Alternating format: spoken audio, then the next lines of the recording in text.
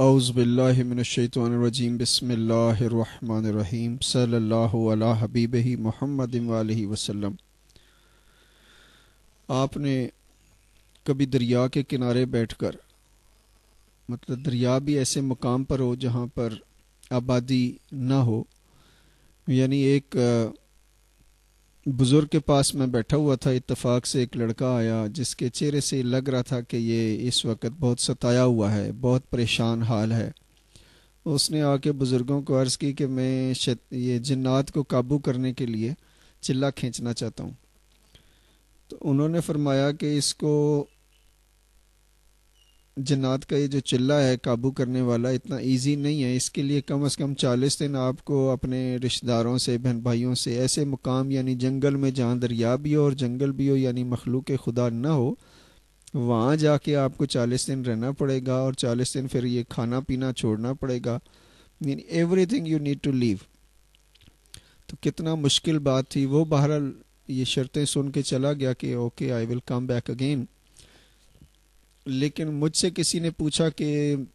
میں جنات قابو کرنا چاہتا ہوں تو کیا کروں؟ تو میں نے عرض کیا کہ دیکھو، اگر آپ کو کوئی قابو کرے گا تو آپ کو اچھا لگے گا، تو کیوں نہ ہم بس صرف دوست بنائیں، چاہے وہ جن و انس ہوں۔ لیکن انسانوں کی دوستی پھر راس آ جاتی ہے، لیکن یہ جو جنات ہیں، چاہے ان میں ولی ہوں، درویش ہوں، فقیر ہوں یا چور ڈاکو چکے، ان کا کام نقصان دینا ہے۔ تو یہ حضرت انسان کو نقصان دینے سے باز نہیں آتے، لہٰذا ان سے بچ کے رہنا چاہیے اور وہ طور طریقے سیکھنے چاہیے جس سے آپ جنات کے اٹیک سے بچ سکیں۔ لیکن اس وقت جس نوجوان کے بارے میں بتانا چاہتا ہوں وہ شیخ عبدالقادر جیلانی رحمۃ اللہ علیہ، غوث پاک رضی اللہ تعالیٰ عنہ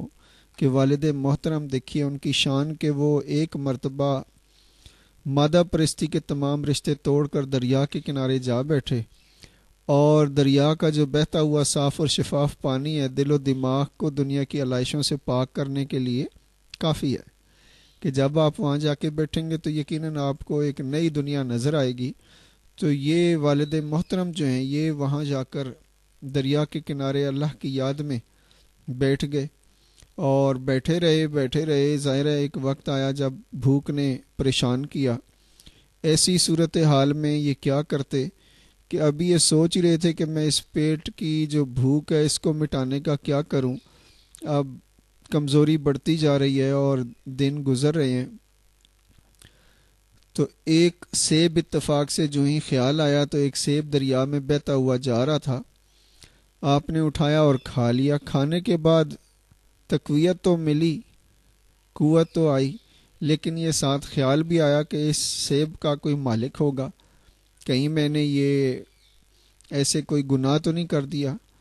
آج دیکھیں ہم جو کچھ کھاتے پیتے ہیں، ہم وی ڈونٹ کیئر کہ یہ حلال ہے یا حرام ہے، لیکن آپ کو اس بات نے پریشان کر دیا اور آپ اس یعنی جدھر سے وہ سیب آ رہا تھا، دریا بہہ رہا تھا، آپ اس کے کنارے کنارے چلنا شروع ہو گئے کہ میں باغ کا جو مالک ہے اس سے ملوں گا اور ان سے اپنی یہ جو میں نے غلطی کی ہے، جو جرم کیا، اس کا اعتراف کروں گا، اس کی سزا بھگتوں گا اور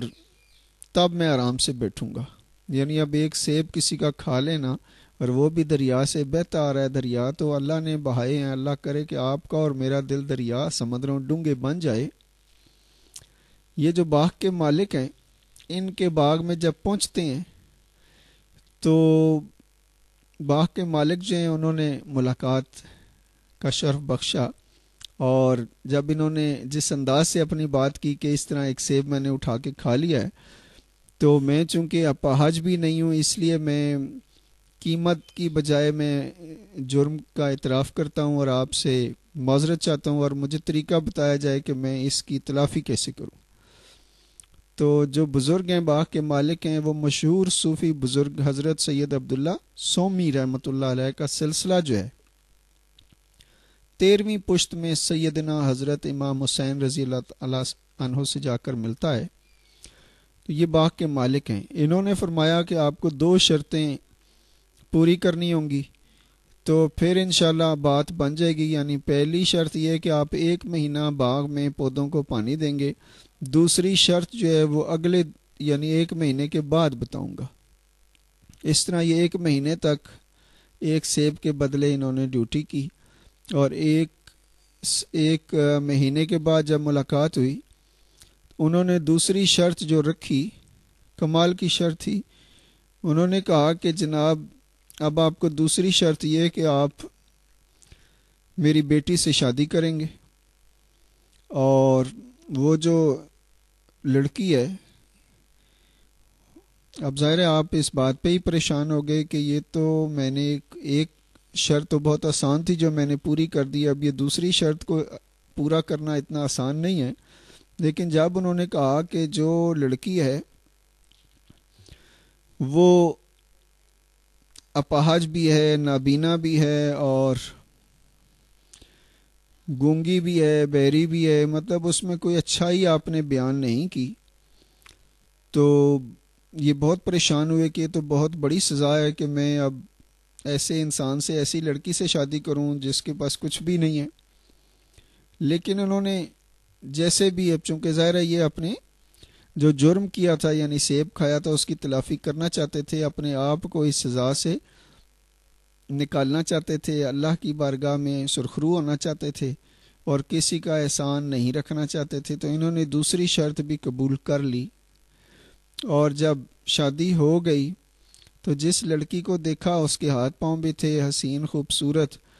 اور سب کچھ تھا۔ دیکھیں تو انہوں نے جو والد سے جب شکایت کی کہ یہ تو وہ لڑکی نہیں ہے جو جس کا ذکر آپ نے کیا تھا، آپ نے فرمایا کہ چونکہ اس لڑکی نے آج تک باہر نکل کے کسی غیر محرم کو دیکھا نہیں، اس لیے یہ اندھی ہے اور نہ یہ دیکھے گی تمہارے سوا، نہ اس کے قدم کبھی گناہ کی طرف گئے تو یہ پیروں سے بھی اپاہج ہے، نہ اس کے ہاتھوں سے کوئی ایسا گناہ سرزد ہوا۔ تو ہماری بات تو بڑی گہری بات تھی جو آپ نے قبول کی، اور اللہ نے آپ کو انعام دیا آپ کے اس سچائی پر، آپ کی ایمانداری پر آپ کو اتنا یہ انعام دیا۔ اللہ کسی کا کوئی بھی احسان نہیں رکھتا، کسی کی چھوٹی سے چھوٹی جو نیکی ہے اسے بھی اللہ تعالیٰ ضائع نہیں کرتے۔ اس طرح دیکھیں کہ یہ جو والد محترم ہیں، یہ حضرت سید عبداللہ جو باغ کے مالک ہیں، صوفی بزرگ حضرت سید عبداللہ سومی رحمۃ اللہ علیہ، یہ بہت ہی زاہد اور پرہیزگار انسان ہیں۔ یعنی یہ جو خاص دن ہوتے ہیں جن میں روزہ رکھنے کی اجازت نہیں ہوتی، باقی پورے سال یہ روزے سے رہتے تھے، اور ان کی بھی بے شمار کراماتیں ہیں۔ اس کرامت میں سے ایک کرامت میں بتا دیتا ہوں کہ ایک دفعہ ایک تاجروں کا ٹولہ وہاں سے گزر رہا تھا، یعنی group of the business man were passing through that, اور ان کو مطلب جنگل سے گزر رہا تھا۔ کہیں ظاہر ہے اس دور کے رستے کو اس طرح کے تو تھے نہیں جیسے آج موٹر وے اور جی ٹی روڈ بن گئے، تو اتفاق کی بات ہے کہ ان میں سے کچھ لوگ ان کو جانتے تھے، سید عبداللہ سومی رحمۃ اللہ علیہ کو۔ انہوں نے آواز دی، شیخ ہم پر رہزن اور قزاق سروں پر آ پہنچے، دعا فرمائیے کہ خدا ہمیں ان کے شر سے محفوظ رکھے۔ اب بھی یہ آواز صحرا میں گونج ہی رہی تھی کہ دیکھنے والوں نے دیکھا کہ حضرت سید عبداللہ سومی رحمۃ اللہ علیہ ان کے درمیان کھڑے مسلح سواروں کو مخاطب کر کے فرما رہے ہیں کہ ہمارا پروردگار پاک اور بے عیب ہے، اے سوارو، اے رہزنو، ہم سے دور ہو جاؤ۔ تو آپ کو حیرت ہوگی کہ جو ہی سید عبداللہ سومی رحمۃ اللہ علیہ جو باغ کے مالک ہیں، مشہور صوفی بزرگ ہیں، آپ نے یہ فرمایا تو جن گھوڑوں پر وہ ڈاکو بیٹھ کر آئے تھے وہ گھوڑے خود ہی بے لگام ہو کر بھاگ کھڑے ہوئے اور اس طرح ان کی جان چھٹ گئی۔ لیکن جب یہ لوگ یعنی تاجر اپنے گھروں کو واپس آئے، انہوں نے آ کے یہ فرمایا، یعنی شیخ کے پاس پہنچے تو شیخ کے جو خدمت گزار تھے ان سے فرمایا کہ اس طرح شیخ نے ہماری مدد فرمائی، تو انہوں نے کنفرم کیا کہ آپ تو یہاں سے باہر گئے ہی نہیں۔ تو یہ جو اللہ کے ولی اور بزرگ بیٹھے ہوتے ہیں، بس ان کو کوئی دل سے پکارے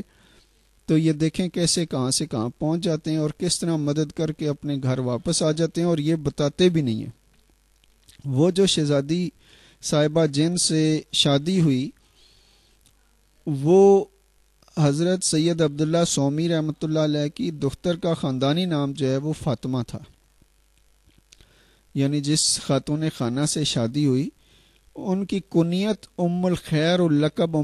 جبار تھا، یہ اپنے وقت کی بہت بڑی آبدہ اور زائدہ تھیں۔ یہ شیخ عبد القادر جیلانی رحمۃ اللہ علیہ کی والدہ ماجدہ ہیں۔ آپ کے والد محترم نے ایک سیب کھایا، ایمانداری کی انتہا دیکھیے کہ اس سیب کی قیمت ادا کرنے کے لیے 1 مہینہ پودوں کو پانی دیا، پھر ان کی بیٹی سے شادی کی، اور پھر جو اولاد نرینہ اللہ سبحانہ و تعالیٰ نے عطا فرمائی، غوث اعظم سیدنا شیخ سید عبد القادر جیلانی رحمۃ اللہ علیہ، ان کی بابت، ان کی کرامت